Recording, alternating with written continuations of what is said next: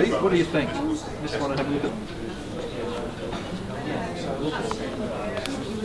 at. Time we've recorked over 100, well, recork/certified over 120,000 bottles.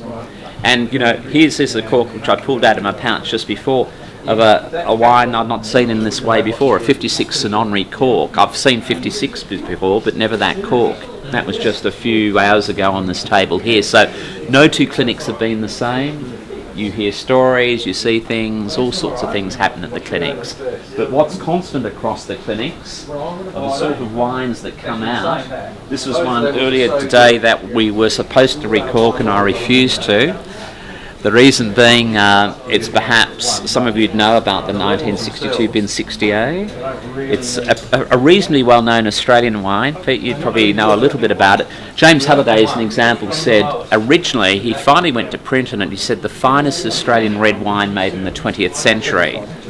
He's actually since superseded that, and he said it's the finest Australian red wine ever made. Now, I'm not going to argue, I don't necessarily agree with him, but it sounds pretty good to me. But, I would not touch a wine like that.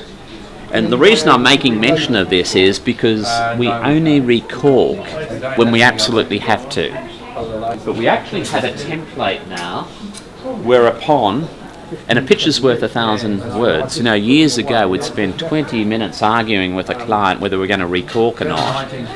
If it's in that red area, the level is too low, we'll recork for them, but we won't certify. Because we're actually having to put too much wine into the bottle, we're affecting the integrity of the bottle. In that orange area, it's a little bit optional, and here we're into that green area, which means recorking optional as well. So if an owner wanted us, and solid for many years, almost 20 years, Talia is insisting we open this bottle, so we will. But quite often if it were at that level we probably wouldn't, but we'll simulate what we would do in this instance. Now the great thing about these recorking clinics too is there are many ulterior motives, both by us and by the owners. Some people actually want their wines recorked, so they actually get to taste a little bit of it 10, 20, 30 years before they actually open it themselves. But not to forget, we only ever recork once. So that's why we try and delay it as long as we can. Now, why would we only ever recork once? Well, it's one thing topping it with 15 ml, which is 2% of the equivalent of the volume of the bottle once. But if you were to do it a second time, 20, 30 years later, now you're cumulatively up to 4%. So things are a little bit different. We have determined sensorially, in triangular tasting tests, whatever, at the end of a clinic, a year later, 10 years later, at about 15 ml or 2%, no one can detect the difference.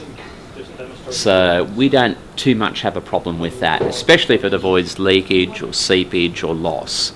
So anyway, what we'll do, Ben's coming from the Barossa, and let's just pretend that from 94, it is a real 94, but the level's a little bit lower. As soon as he takes off the capsule from an auction secondary market perspective, boom. You'd agree, Pete? Christy's great friend here who keeps an eye on all things. Anyone talks about money or anything like that, well, quick handball to Christy's. We don't talk money, we just talk wine and whatever. But in this instance, you can see that really that bottle's not doing too badly. Usually they're down a bit when we recork. But as I say, we're just going through the motions in this instance. So Ben will use one of two different techniques to take the corks out. He'll either use what we call, what are they called in this country, butler's thief, or he'll use two screw pull type cork removers that have a bit of flex, they're Teflon coated, very sharp point, and he'll create like a double helix into the cork, which pushes the cork out and gives you better adhesion, and it minimises crumbling. Now, some people will use, do we have a waiter's friend here? If we just grab one. A lot of people say, your corks, they all crumble. And they might be like a 30, 40-year-old cork. And no wonder they crumble when you use these sorts of things. These are good for new bottles, but how does it get the cork out? You literally are levering the cork. So what are you doing? You're bending it one way or another. Unless you're very delicate, and this sort of thing has no movement. This is quite a good one, but very little flex, no flex. So we say these are okay for younger corks, but anything else, this even better again. So maybe we'll use that there. Use that one. Yep, yep. Now, what we've been using in most clinics around the world are gases. This is just a little bit of inert gas. It's cheap. We've got a cylinder over there, but we had trouble here today with the regulators.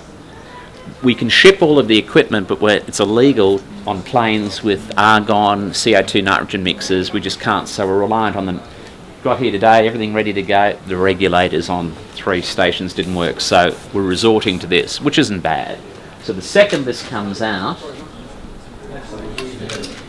a gas goes in, an inert gas cover, just to protect it, a bit of a temporary filling, a little cork during this phase, and the only way to assess it now is to actually physically taste it. Now, in many instances it's quite contentious. A bottle comes in and we actually try and talk the owner out of opening his or her bottle, and or we almost need to get into a little bit of therapy and counselling. The level's down, chances aren't looking too good. They might have, I don't know, even this, say for example, I shouldn't say that. You're looking at about $4,500 a bottle, right? If they brought in a 51 Grange Peter now, Australian dollars, over $50,000 a bottle.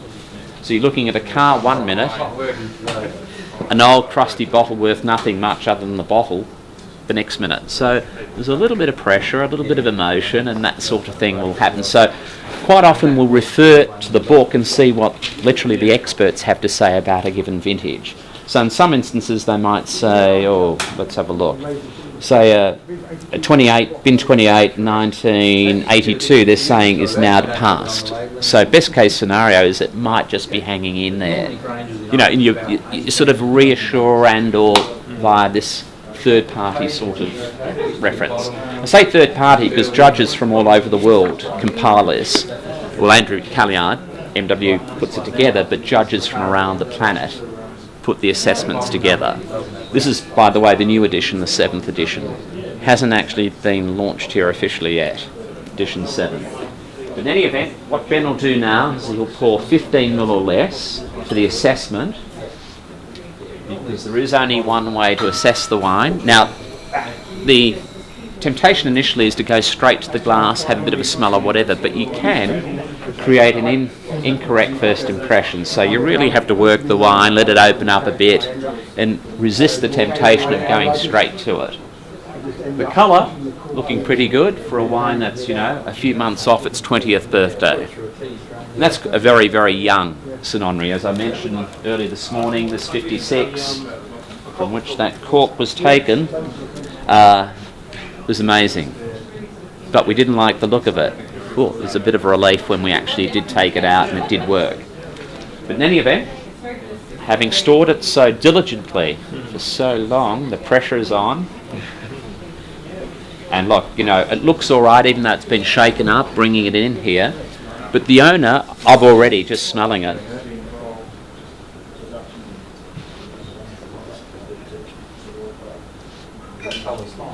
it's actually better than I thought it was.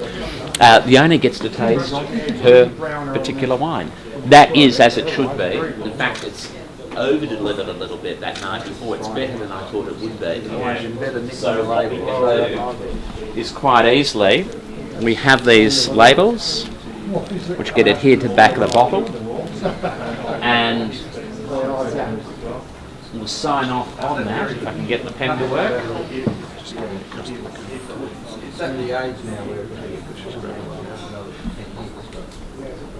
There we go, nothing like a pen that works. So 1994, Saint Henri. Now the thing with these wines, we've just done our first recorking clinic in mainland China a little earlier this year in April in Shanghai at the Peace Hotel. And it was really interesting with a lot of the media there and a lot of government people and that there were saying, well, these aren't just necessarily clinics where we put new corks into old bottles. Consider them even almost to be authenticity clinics, checking wines, provenance and that sort of thing. But a lot of people say, but by doing all of this, aren't you increasing the risk of fraud? And we're actually not. When we do this manually, we take off this little number which corresponds to the number which goes onto the back of the bottle. Now, in this instance, So now I'll just record. This goes on to, and it's very, very manual, people see what's going on. We sign off on the bottle. So 1994 St Henri. Opened it, yes. And just think though, people will bring in 1 bottle, 20 bottles, 100 bottles. All of this is recorded and it's very manually, sort of overtly done. And that number there, anywhere on the planet, can be checked. So something goes into Christie's and, oh, hang on, I've got a 1952 here and it looks a little bit too good. Oh, it's bottle number 1/0023 or 4. Oh, no, that was recorked at the clinic in London in October at Berkeley Hotel. So we actually can track these things anywhere on the planet a lot better than we could the original bottles off a bottling line. You know, so if anything, it's actually less able to be, recorded. Now we're topping that up with a little bit of the current release. Now some people say, oh, but hang on, I bought in the 1957 Grange. I want to top with the 1957 Grange. We sort of say, well, hang on, we're going to take 15 ml out of a bottle out of the museum, put 15 ml, no, Billy not silly, you know, like, we don't go there. But by only topping with 15 ml or less from the current release, you can't organoleptically pick the difference anyway. Some people, though, are very clever. Grange this year is being topped with the 2008 Grange, the current release, which they say is a 100-point wine, whatever that means. Well, a number of people have given it 100 points. So they actually didn't bring in their wine 2, 3, 4 years ago. They're doing it this year to have it top with, and they have a bit of a taste of the 08, and everyone wins and everyone's happy. Very strategic. There are some very clever people out there. But in any event, we'll get rid of any cork fragments. That's all under gas cover. Ben will probably give it a bit of a squirt or what have you. And that's an example of what we'd do with 1 bottle. This equipment, we've got different sets now around the world, but we still go on and off aeroplanes with these big cuboidal meter cube. It's like a rock and roll show. Everything's on wheels, on and off aeroplanes. But regardless of where we go, Ben will explain the types of corks we use. So we've got A-grade quality corks, all the same grade and quality, but different print on them. That one's Penfolds Grange, also Recorking Clinic 2013. That's the same, but just Penfolds Recorking Clinic for likes of Bin Wines or St Henri. So that would go in there, and just a plain cork if one was not certified. We just put a plain cork in the wine. And if I could interrupt at that point, I didn't mention that over there. No one asked the question of what happens if the wine isn't as it should be for that given vintage. It gets the dreaded white dot. Now I say the dreaded white dot, that just means it's non-certifiable. However, many people leave much happier when their wine leaves the clinic with a white dot. You might wonder, well, why? Because in effect we've given them permission to drink their wine. They don't have to worry anymore about whether it's 5, 10, 20 years. We advise them drink it by Christmas, drink it within a year or 2. We're giving them permission to drink that wine, and they do so without as much guilt. So the white dot, as Ben mentioned, will be recorked, but it won't be certified, it won't be recapsuled, it won't be tissue wrapped, and all the other things you'll see happening here. Okay, so the next step in the process, as when we top the wine over there, we've got it over full. So we've got a syringe system here just to extract a little bit of wine out. Hugely technically advanced, this procedure. Yeah. Sets the correct level, so allows for a headspace and a spot for the cork to go in. And again, once the wine's still open, we've got gas coverage just to protect it. Some people say, throw a few more mil in. It's actually working against the owner, because if you go up high, that's why so many bottles leak post-bottling. They've actually been a touch overfilled and there's no expansion space. You know, in that bottle you've got a fixed, was it Dalton's law or whatever, PV equals nRT or whatever, fixed volume, oscillate temperature, you oscillate the pressure within the bottle, it puts pressure on the cork, ultimate leakage. So you need that expansion room in the bottle. Next little step is put it through the recorking machine. That's a vacuum pump you can hear running. So when the bottle's pushed up into the housing, it all happens quite quickly. It'll create a negative atmosphere in the top of the bottle, and then all at the sort of simultaneous, the cork is driven into the bottle, and obviously there's a negative pressure in there. It accepts the cork and draws it in. If there was no vacuum, we'd have a positive pressure. So I'll put that through now. you want to come a bit closer, it just happens very quickly if you want to see the bottle.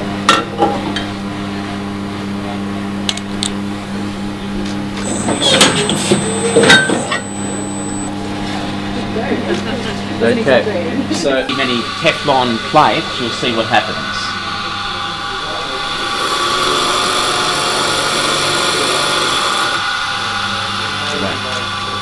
As good as the day it first came off a bottling line, and this is just for simulation, you've obviously sold it well, so you get to keep this, but imagine that were a 52, a 55, an old St Henri from whatever year, whatever decade, people leave with this in that form, ready to go.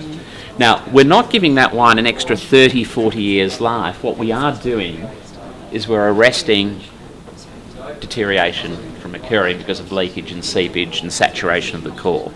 But we're not resurrecting it and giving it something it never had in the first place. So it's stopped that physical sort of loss of wine or low level or whatever. But it's not yet over because Ben, and this isn't just an aesthetic here, we'll wrap it in tissue wrap because quite often it'll go back into a cellar and you don't want to disturb the red wine, the old delicate old wines. But how do you know where the level is without taking it in and out and looking at it all the time, times, hundreds, tens, thousands of bottles? Well, we find with tissue wrap, it's like blotting paper. Visually, you can see leakage much, much quicker than you could do otherwise.